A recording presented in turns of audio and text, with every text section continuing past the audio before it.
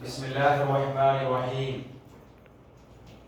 الذين آمنوا وهاجروا وجاهدوا في سبيل الله بأموالهم أعظم درجة عند الله وأولئك هم الفائزون. ഏറെ സ്നേഹധന്യനായ പരമകാരുണ്യകനും കരുണാനിധിയുമായ അല്ലാഹു സുബ്ഹാനഹു വ തആലയെ സൂക്ഷിച്ചുകൊണ്ട് ജീവിക്കണമെന്ന് ആമുഖമായി ഓരോരുത്തരെയും ഉണർത്തുകയാണ്. വളരെ ഗൗരവത്തോടു കൂടി വസിയത്ത് ചെയ്യുകയാണ്. അല്ലാഹു റബ്ബുൽ ആലമീൻ അവനിഷ്ടപ്പെടുന്ന യഥാർത്ഥ മുത്തഖീങ്ങളുടെ കൂട്ടത്തിൽ നമ്മെ എല്ലാവരെയും ഉൾപ്പെടുത്തി അനുഗ്രഹിക്കുമാറാകട്ടെ. നമ്മൾ നിർവഹിക്കുന്ന എല്ലാ ഇബാദത്തുകളും കുറ്റമറ്റ രീതിയിൽ നിർവഹിക്കാനും ആ ഇബാദത്തുകളുടെ പൂർണ്ണ തോതിലുള്ള പ്രതിഫലം ലഭിക്കപ്പെടാനും അല്ലാഹു സുബ്ഹാനഹു വ തആല നമ്മെ എല്ലാവരെയും അനുഗ്രഹിക്കുമാറാകട്ടെ. ഇന്ന് നമ്മൾ ഇവിടെ വന്നതിന് ശേഷമുള്ള ആദ്യത്തെ വെള്ളിയാഴ്ചയാണ്. ചേർവാണോ?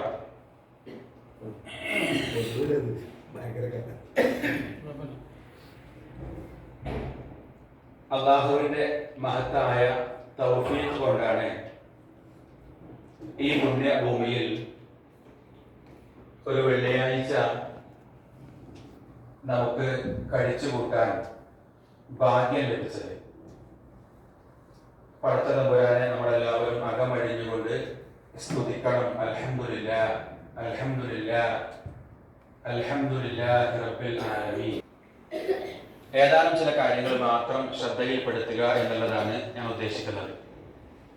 പ്രിയപ്പെട്ടവരെ, ഇവിടെ നമ്മൾ ഒരുമിച്ച് കൂടിയത് മറ്റ് കാര്യങ്ങളൊന്നും സംസാരിക്കാനല്ല, മറിച്ച് അള്ളാഹുവിന്റെ മതവുമായി ബന്ധപ്പെട്ട നമ്മൾ അനിവാര്യമായും പഠിക്കേണ്ട, മനസ്സിലാക്കേണ്ട ചില കാര്യങ്ങൾ കേൾക്കാനും പഠിക്കാനും വേണ്ടിയിട്ടാണ്. ഇത് അനുഗ്രഹീതമായ ഒരു സദസ്സാണ്. നേരത്തെ പള്ളിയിൽ എത്തണമെന്ന് ആഗ്രഹിച്ചവരുണ്ട്. അതേറെ പുണ്യമുള്ള കാര്യമാണ്. എന്നാൽ ഇത് പുണ്യമല്ലാത്ത ഒരു കാര്യമാണെന്ന് നമുക്ക് തോന്നാൻ പാടില്ല. അള്ളാഹുവിന്റെ റഹ്മത്തിന്റെ മാലാഖമാര് ഈ സദസ്സിലേക്ക് ഇറങ്ങി വരികയും അള്ളാഹുവിനെ കുറിച്ച് സംസാരിക്കുന്ന, കേൾക്കുന്ന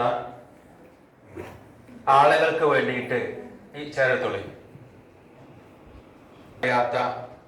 നമ്മുടെ പ്രിയപ്പെട്ട പ്രവാചകൻ സ്വല്ലല്ലാഹു അലൈഹി വസല്ലമ നമ്മളെ പഠിപ്പിച്ചിട്ടുണ്ട്.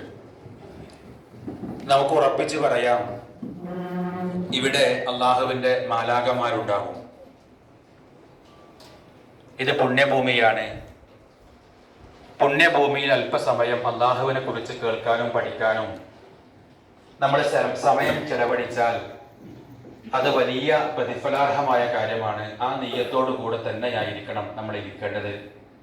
അള്ളാഹു നമ്മിൽ നിന്ന് ഖബൂൽ ചെയ്യുമാറാകട്ടെ.